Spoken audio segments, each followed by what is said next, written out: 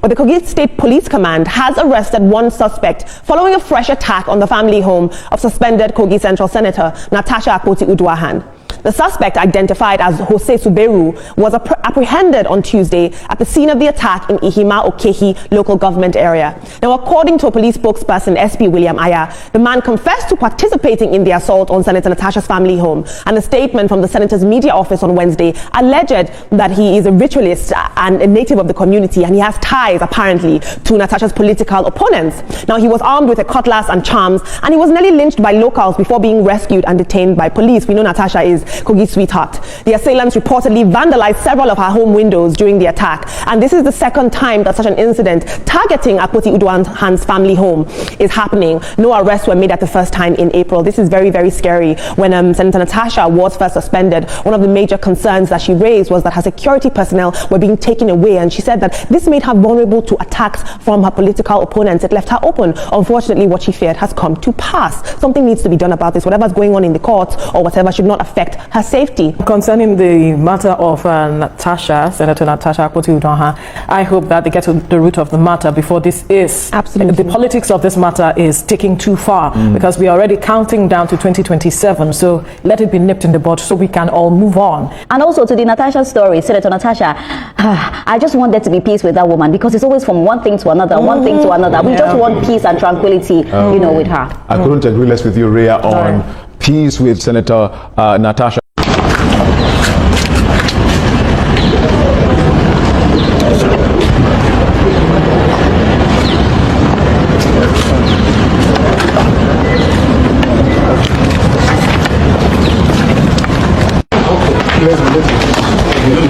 Yes, sir.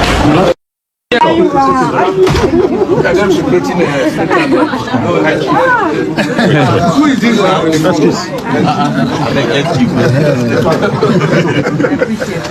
Let's no man put us under. Yes, sir. Yes,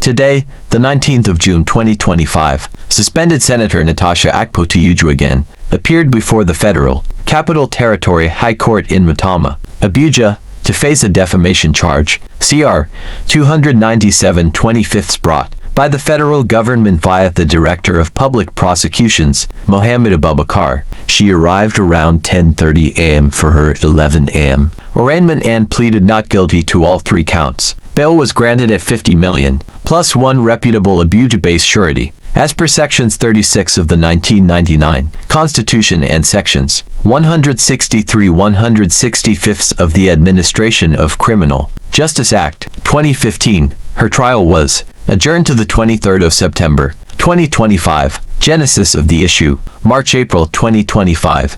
Akpoti first clashed with Senate President Godswill Akpabio. She claimed he sexually harassed her, and then removed her security and nameplate after she refused advances. Her confrontation escalated in Senate plenary on the 20th of February. This led to a 6-month suspension from office. She then alleged that Akpabio and ex-governor Yahaya Bello conspired to have her assassinated. These statements were made during a phone call with Sandra Duru on the 27th of March 2025, a live interview on channels Television's Politics Today on 3 April 2025. In mid-May, the Attorney General filed a 3-count defamation charge, CR 297/25, accusing her of reckless imputations damaging reputations under Penal Code sections 391 to 392. The charges and legal basis. 1.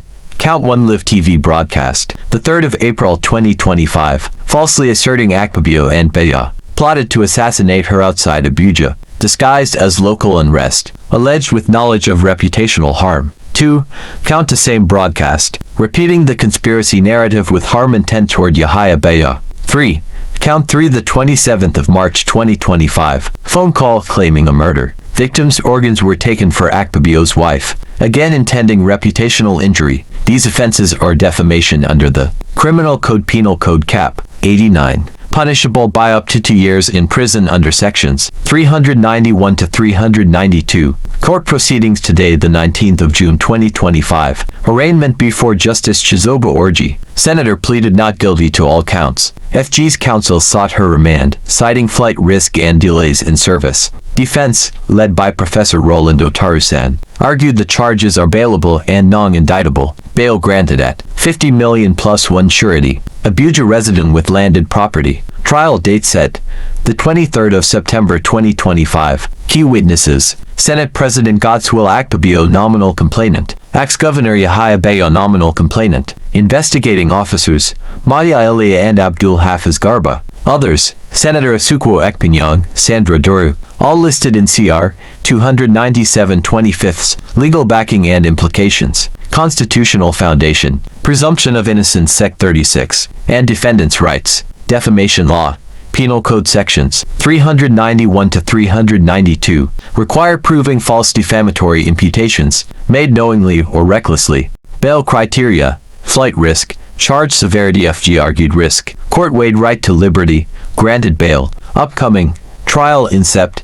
FG must prove falsity, intent, reputational harm. Defense may argue truth, belief, public interest. In the wider context, it sparks renewed debate on politicians' immunity versus accountability, raises civil society concerns over misuse of criminal defamation laws, links to her earlier suspension and sexual harassment claims, providing political and legal backstory. Also, a home invasion attack occurred on the 16th of April 2025, prompting arrest of gunmen and CSO support, adds dimension to questions about her security and credibility. In conclusion, Senator Akpoti-Uduaghan's arraignment today closes one chapter but opens another, a high-stakes defamation trial scheduled for the 23rd of September. The case will test Nigeria's legal standards on defamation, public figures' protections, and the balance between free speech and reputational rights. Tell us, do you think criminal charges are appropriate for defamation in political speech? Could this be seen as political retribution